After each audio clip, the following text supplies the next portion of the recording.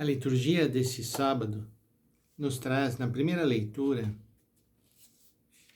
a denúncia do profeta Natã sobre o pecado cometido por Davi. É o segundo livro de Samuel, capítulo 12. O Senhor mandou o profeta Natã a Davi. Ele foi ter com o rei e lhe disse: Numa cidade havia 2 homens, um rico e outro pobre. O rico possuía ovelhas e bois em grande número. O pobre só possuía uma ovelha pequenina, que tinha comprado e criado. Ela crescera em sua casa junto com seus filhos, comendo do seu pão, bebendo do mesmo copo, dormindo no seu regaço. Era para ele como uma filha. Veio um hóspede à casa do homem rico, e este não quis tomar uma das suas ovelhas ou um dos seus bois para preparar um banquete e dar de comer ao hóspede que chegara.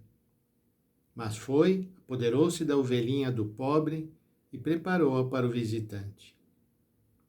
Davi ficou indignado contra este homem e disse a Natã: Pela vida do Senhor, o homem que fez isso merece a morte.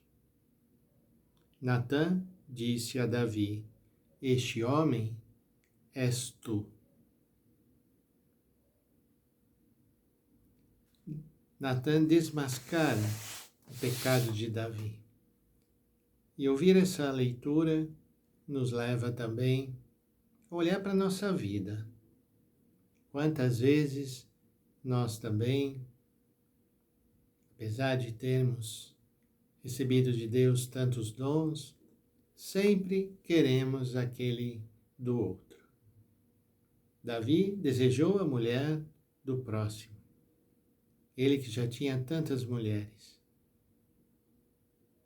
E o seu pecado foi até mandar matar o marido da mulher com quem ele havia se deitado. É necessário que nós também caiamos em conta de nossos grandes pecados, pecados que vão contra a vida, que vão contra a lei de Deus e que nos afastam do fim para o qual nós fomos e somos criados. E a leitura do Evangelho para este sábado é Marcos 4, 35, 41, que é uma das passagens mais bonitas do Evangelho, que fala sobre a fé e sobre a falta de fé. Ao cair da tarde, Jesus disse a seus discípulos: Vamos para outra margem. E eles despediram a multidão e levaram Jesus consigo, assim como estava na barca.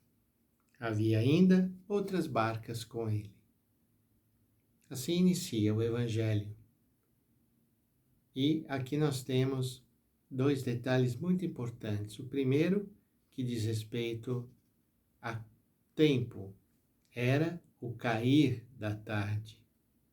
E Jesus convida os seus discípulos a ir para a outra margem. Certamente 2 coisas que eles não queriam de nenhum modo.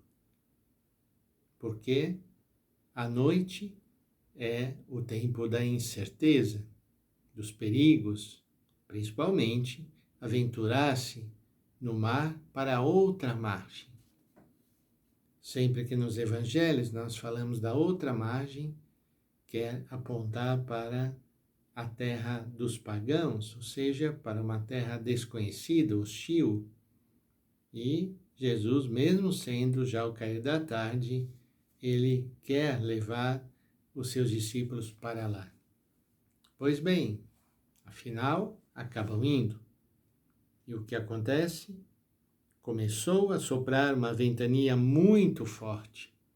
As ondas se lançavam dentro da barca, de modo que a barca já começava a se encher.